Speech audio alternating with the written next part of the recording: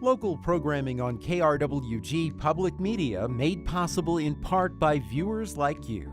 Thank you.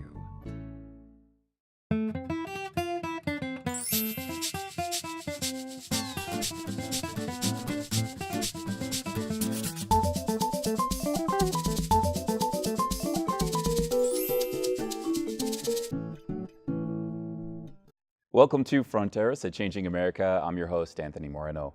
Today we talk business along the border with Cris Turner, Dell Vice President and Head of Government Affairs for the Office of the Americas with the company. Thank you so much for joining us. Thank you for having me.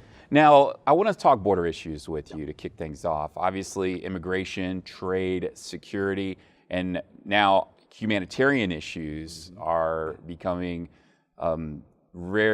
capturing national news. So I'd like to hear from you, how does this impact your company and the industry?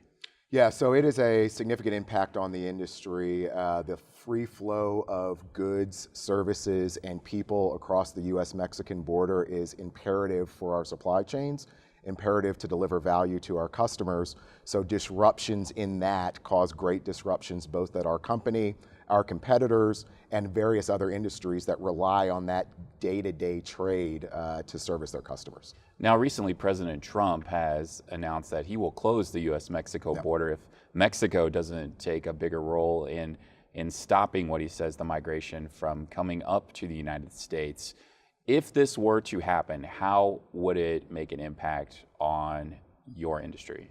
It would be a serious impact on our industry. It would cost our industry millions, if not billions of dollars, and that's probably a week. That's not sort of over the course of a year. We're talking millions of dollars a week that it would cost this industry and would cost our customers, right? Because at the end of the day, we're not able to deliver to them. Now, one of the things you've been involved with is helping create a policy hack where it's a conversation between entrepreneurs, venture capitalists, obviously government officials, and people within the industry in different areas. Now, you recently held one here in the borderland. I'd like to hear your thoughts about what really came from that discussion. Yeah, it was a great discussion, and it was probably one of the most powerful and impactful policy hacks that we've had. We've done quite a few of these over the past 5 years. The timing of this hack could not have been better because in Washington, D.C., we're hearing all sorts of noise about the border issues and the border region, but we are not hearing folks actually from the border telling the story of their day-to-day lives and where they see their future. The policy hack provided a platform for that by bringing together entrepreneurs, elected officials, and leaders from New Mexico, from Texas, and from Mexico to talk about what they see as the vision for the future in this region. So it was incredibly powerful and timely. So what are some of those things that were brought to light that you don't hear on the national mainstream media that you heard in this discussion? Yeah, that essentially this region is one culture made up of many subcultures, right? So the free flow, not just of people and of goods, but of culture and ideas that go back and forth between Mexico, New Mexico, and Texas is a powerful and amazing story. And I think the hack really sort of brought that to light by saying, you know what we want to do is to create a bi-national, tri-state community where we're allowed to share ideas back and forth. Now, that's something that seems like some may call a pie in the sky for a lot of folks considering today's political atmosphere dealing with border issues. President Trump has pushed for a border wall, stronger security on the border. Having a bi-national community that's been proposed is something that some may say is impossible. I mean, in order to move to that direction, what do you think needs to happen and to create a better policy for, not only the economy here along the border, but the digital economy? Yeah. So I think you're right in your assessment that it is difficult, but it certainly is not impossible. Particularly when you're bringing that entrepreneurial spirit to the hack, which is one of the things that we love to do. It helps all of the elected and appointed leaders, policy wonks, et cetera, start thinking outside of the box. Because you're exactly right. If we only look at this issue through the lens of our current political situation, it seems and feels impossible. But when you bring in the entrepreneurial mindset, you find ways around, over, through, and under the situation to actually realize the idea of a binational community. And part of that also starts with taking baby steps, right? You take the first incremental step, plan that step out, and go from there. And I think that's what the hack was about. It was about laying out that very first step that needs to happen, and then going from there. So with your experience in what you do and within the industry, what are some things that you think need to be addressed at the policy level to grow the digital economy, not only here in the border area, but across the United States and the rest of the world? Yeah, that's a really interesting question, and it's a difficult one, right? I think one of the most interesting things going on right now is that data is almost the new oil, right? Everything in the future is going to revolve around data, mine and yours. Who owns it? Who gets to see it? Who gets to use it? Who gets to use it to market things back to us? If it's sitting on a server in Mexico, who has jurisdiction over it if the data is actually an American's data, right? Figuring out all of those things is incredibly difficult, but all of the innovations that we're seeing, artificial intelligence, predictive analytics, virtual reality, robotics, they are all going to be driven by those pieces of data. So fixing how we look at data, how we manage, control, store, and move data is really the key. And that's not just a border issue, that's a global issue, right? Ones and zeros know no geopolitical boundaries. It just flows. But we still have to operate in the reality of the multiple jurisdictions, the United States government, the Mexican federal government, the state governments, the city governments, the county governments that all have a role in how that data is held and managed. Well, it seems like there's a lot of data obviously being captured. Oh yeah.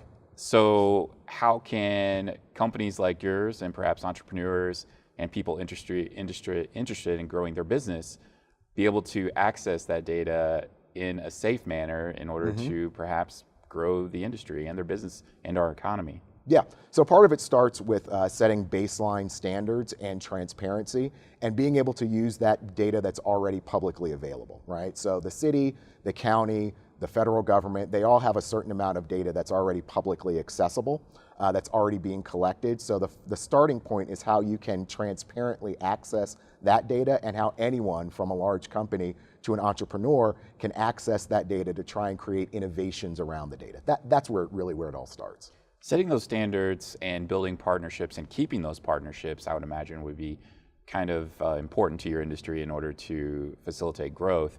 Obviously, partnerships with Mexico and other countries here in our area and other states as well is important, I would imagine. I'm kind of curious on, with what President Trump and the policy that his administration has laid out dealing with trade deals. Obviously, he's no fan of NAFTA, and tariffs have become an issue.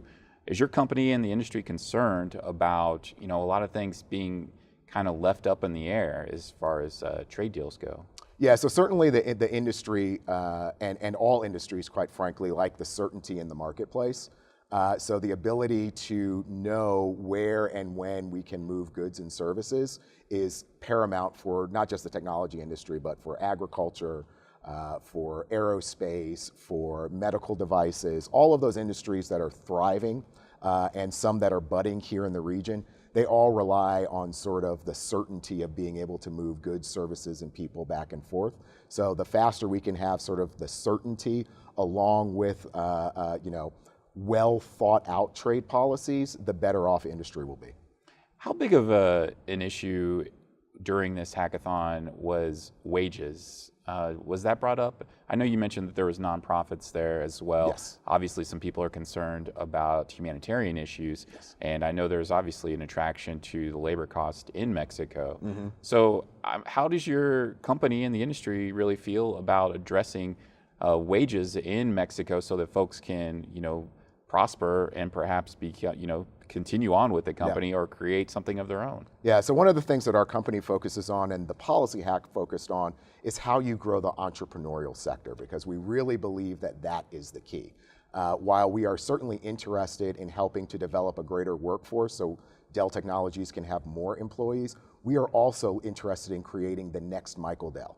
And the next Michael Dell, from what we're working on, we're hoping is going to be a minority, a woman, someone from Mexico, from Latin America, someone from Asia, right? So the more we can have entrepreneurial successes, particularly from diverse individuals, the better off the entire globe, the economy, and our actual customer base will be. So you mentioned, you bring up diversity. Obviously, it's been widely reported about the lack of diversity, especially in Silicon Valley. Yep. So what are some things your company is taking into action to help, bring that to light?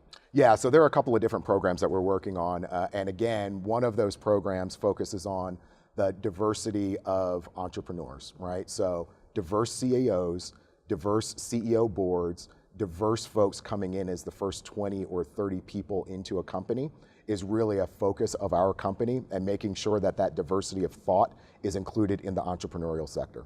On our own side, we're also working on both recruiting, but also retaining diverse talent, right? So being able to identify a person of high potential as a person of color or a woman, and providing them with the training, the mentoring, and the access to senior leadership to be able to grow and thrive within the company. So we're really focused on how we improve that pipeline, not just getting folks in, but keeping folks and growing them up to the executive level. Now, these policy hackathons that you've had have also included students. That's right. So I'd like to hear your thoughts on how do you feel the United States is doing in creating the next leaders of technology, in the future? What are some things that need to be done in our schools today that aren't being done? Yeah, and actually I had a great conversation about this yesterday with the good folks at the Bridge of Southern New Mexico. And one of the things that we identified was, and this is a global issue, this is not specific to the United States, that while we are seeing a lack of highly trained engineers and folks in the STEM field coming out, particularly from a diversity perspective, one of the things that we are also seeing is, we don't want to just hire an engineer. We want to hire an engineer that can eventually be a leader of engineers. And management is a very different skill set than sort of the technical expertise required to be an engineer.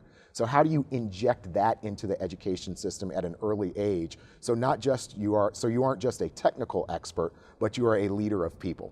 The other issue that we're seeing that's missing is sort of the multidisciplinary approach, right? When my boss comes to me, he doesn't come to me and say, here is an issue, here are the 5 steps I need you to take to resolve the issue, and this is what the end goal looks like. It's usually, here's a jumbled mess of things that we aren't quite sure what to do with, but we know we need to do something with, figure it out. And in figuring it out, that probably requires some financial and accounting discipline, it probably requires some marketing and public relations, it probably requires some engineering, it probably requires some government affairs savvy. But what we aren't seeing in either the US or anywhere else that does it really well is the ability to do that project-based education where you're utilizing math and science and English, all working towards the same goal, as opposed to them existing in silos. Because in the business world, those things aren't siloed. In the business world, it's very horizontal when you have a project you need to get done. So is the United States going to be a leader in the future, looking ahead, into maybe 1 or 2 decades with the digital economy? I'm optimistic. I'm very optimistic. I think all of the pieces are there for the United States to continue in its leadership role. We embrace innovation in a way that many other countries around the world don't, or at least not at our level. Our educational system from a technical perspective is fine. We have diversity issues, and we have the issues around educating around leadership and multidisciplinary approaches. But I think we are very well positioned, given that the heart of our culture is around entrepreneurship and innovation. What are other countries doing that the U.S. should probably pay attention to in regards to that? Yeah, so what I've seen other countries do that seems to be effective is they are being very intentional about picking those industries, those segments, those parts of technology where they want to go and specialize, right? So there's a benefit and a sort of a negative to that, right? So if you pick wrong, if you pick an industry of focus wrong, then you've wasted a lot of time and energy. But if you get it right, then you put yourself in a position to lead. The biggest thing that the United States can continue to do, though, and needs to increase doing, is investing in research and development dollars.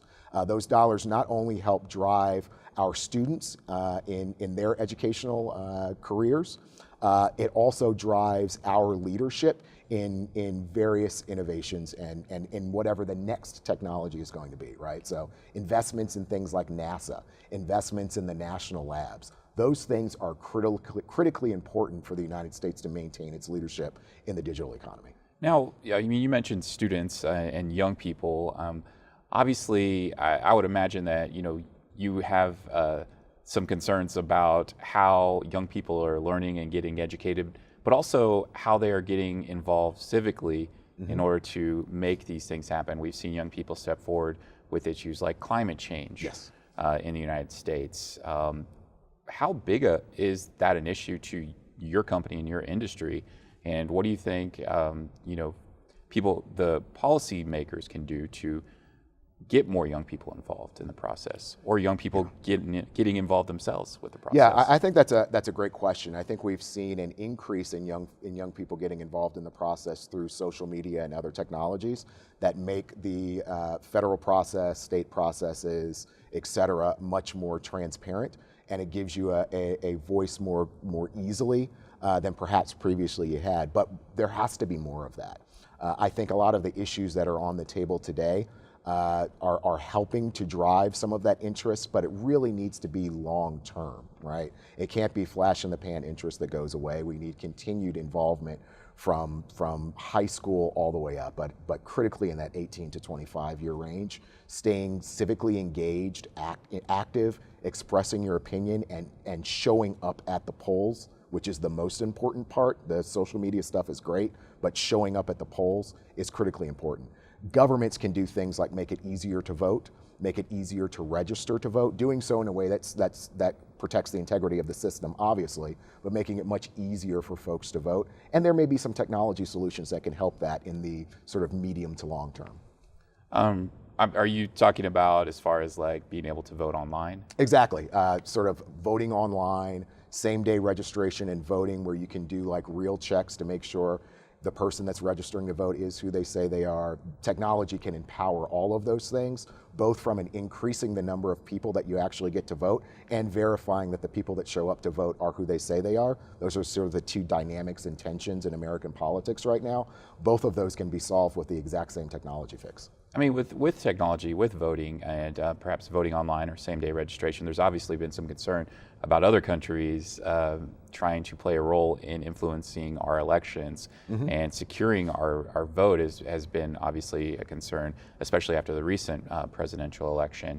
So is the industry ready? Is technology there to help ensure that people can cast their ballot online and not have to worry about anything? Yeah, and I think that's an excellent question. I think that's part of the reason this is a medium to long term. The technology is very close, if not already there, but you also have to build trust in it, right? There has to be trust in the system for it to work, whether or not the technology is ready, right? So I think while the technology is there to do these sorts of things and to secure these sorts of things, we need to be transparent about that, and we need to build trust in it before we can actually implement it. Otherwise, it's not going to work, because the system has to have trust. Now, obviously, there's been a shakeup in trust, as we've heard, been reported many times about cybersecurity issues and companies getting hacked and people's private information, personal information being out there. So it's obviously an issue. Unfortunately, it seems like we only hear about it being reported after the fact. What are some things that are going on right now that you think people aren't reporting on that they should take into light and consider when it comes to cybersecurity? Yeah, so cybersecurity is an issue that, again, if we're going back to data being the most critical element of the future economy, the security of that data is paramount. And it is not an understatement to say, and this is matters of public record, that companies, governments, et cetera, there are attempts to hack them every day, right?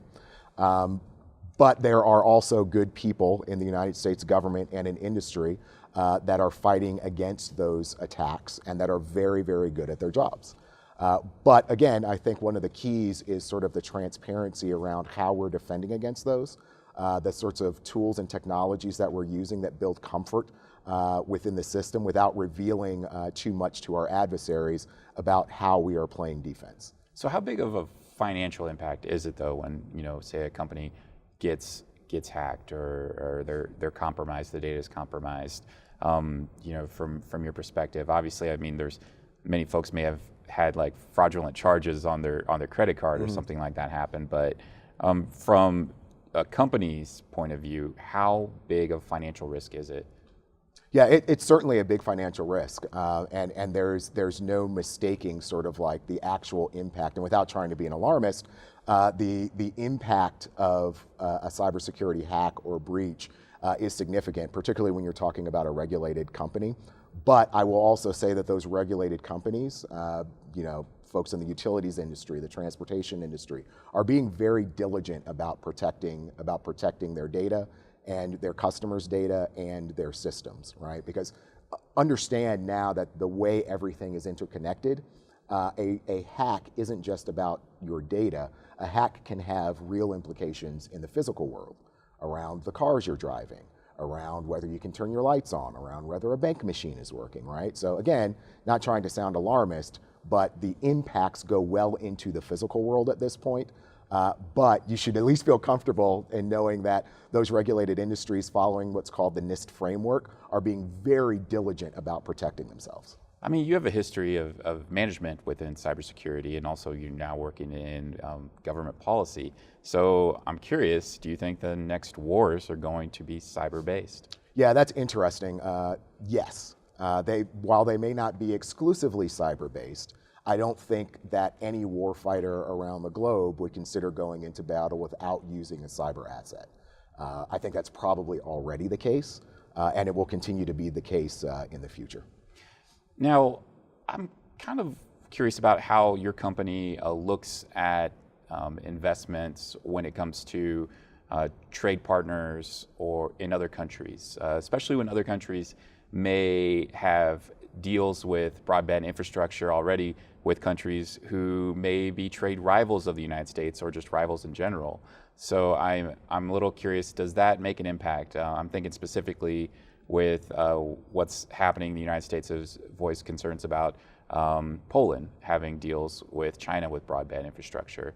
So is that something your company considers before they move into a country to make investments? So certainly security within a country is something that we look at when we're going in to make investments. But security can mean many different things, right? So security can mean security of your supply chain, but it can also mean security around protecting your ones and zeros. So there are different ways to take bites at the apple.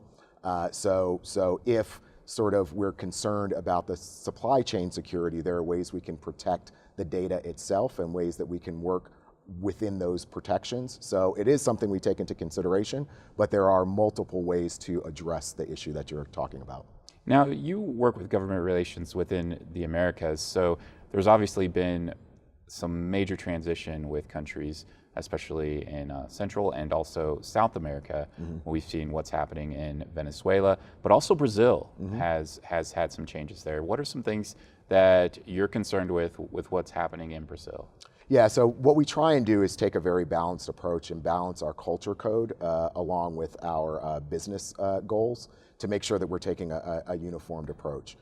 So in countries where you're seeing sort of issues that go against our culture code, we pay very close attention to how those things are actually enacted. We understand that there is always going to be a lot of rhetoric and churn within the system. So my team and I try and weed through a lot of the rhetoric and churn to see what's actually going on the ground and make informed decisions that way. So I don't have too much time left, but I'm a little curious to hear your thoughts on something. President Trump and his administration have put forth a policy that's they've even described as America First.